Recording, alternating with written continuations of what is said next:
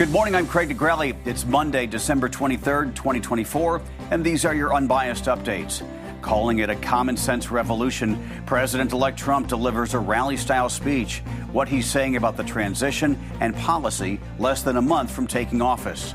And a big merger in the auto industry. The two big-name companies that announced plans this morning to join forces.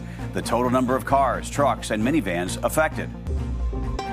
From the Straight Arrow News Studio, bringing the stories that matter to you from across the United States and around the world. These are today's Unbiased Updates. We start this morning with breaking news from the White House. President Biden has granted clemency to almost all the inmates on federal death row.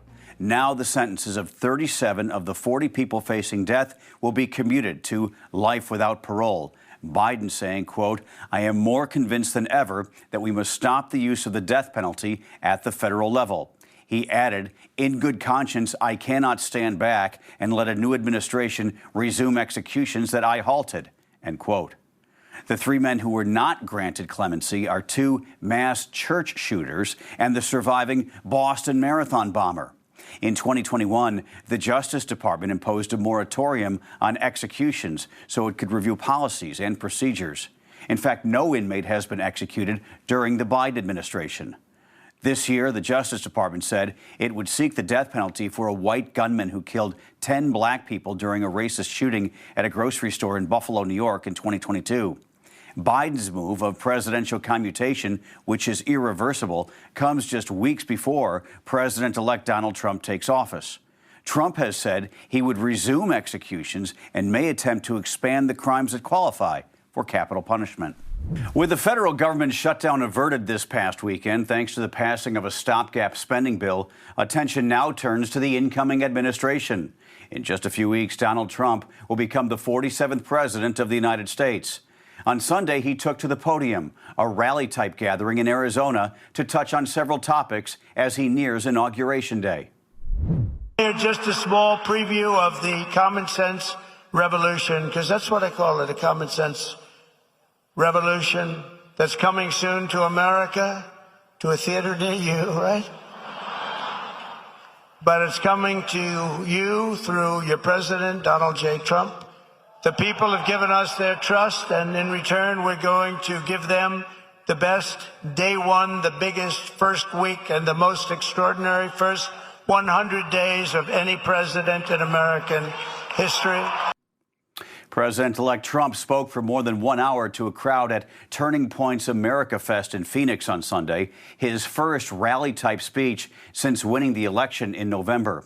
In his address, Donald Trump repeated his plans to impose tariffs on Canada, Mexico, and China to target illegal immigration and drugs entering this country. He also mentioned his administration will create an ad campaign to warn Americans of the dangers of drugs such as fentanyl. Speaking about the war between Russia and Ukraine, Trump described it as horrible and called for its end, saying Russian President Vladimir Putin wants to meet with him as soon as possible.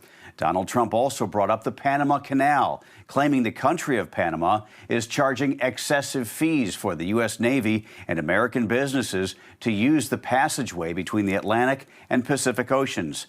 If the fees do not change, Trump threatened that America might take back control of the canal, which the U.S. had once owned until it handed over the Panama Canal to Panama decades ago. The president of Panama reacted to Trump's comments, saying on social media, "Every square meter of the Panama Canal and the surrounding area belongs to Panama and will continue to." Trump responded to that with a post saying, "We'll see about that." Also in his speech, the president-elect addressed the criticism he is facing concerning the influence of his ally, Elon Musk, who Democrats have mockingly labeled as either President Musk or Prime Minister Musk. Trump called those allegations just another hoax. And no, he's not taking the presidency. I like having smart people. You know, they're on a new kick. Russia, Russia, Russia, Ukraine, Ukraine, Ukraine, all the different hoaxes. And the new one is President Trump has ceded the presidency to Elon Musk. No, that's not happening. But Elon's done an amazing job. Isn't it nice to have smart people that we can rely on? Right? Don't we want that? Trump joked that Musk, who will head the new Department of Government Efficiency, cannot become president even if he wanted to because the tech billionaire was not born in this country. He was born in South Africa.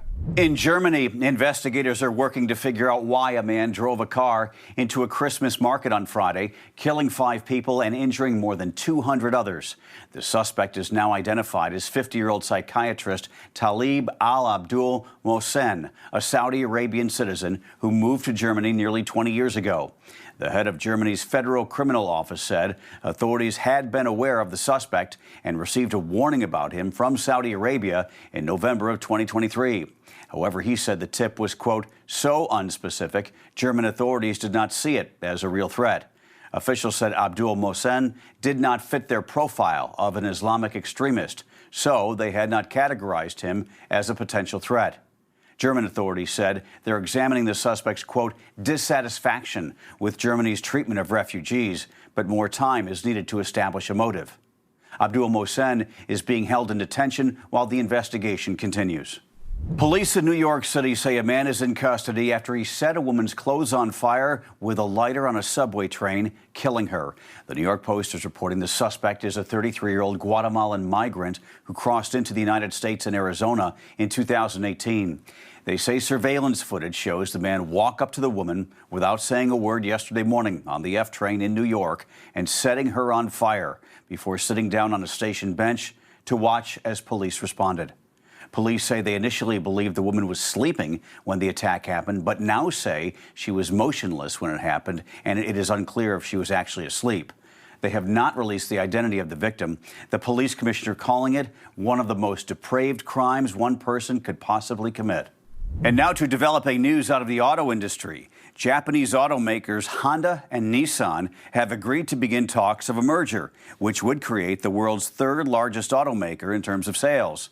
At a press conference today, the two companies, along with smaller automaker Mitsubishi Motors, announced they signed a memorandum of understanding to formally begin merger talks.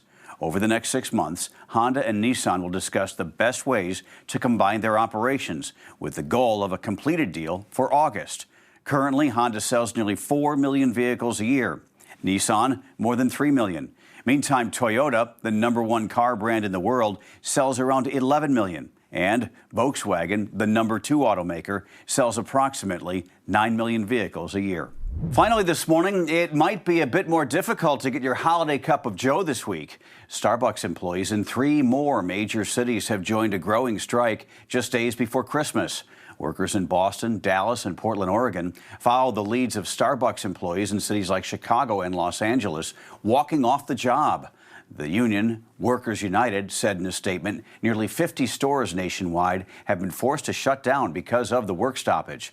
The union says the strike, which started on Thursday, is over unfair labor practices and comes after negotiations, ongoing since February, stalled. Starbucks says the union prematurely ended its bargaining session last week. The labor action comes during what the union says is Starbucks' busiest days of the year. These are your unbiased updates for this Monday. We'll see you back here on Tuesday. For all of us here at Straight Arrow News, I'm Craig DeGrelli. Have a great day.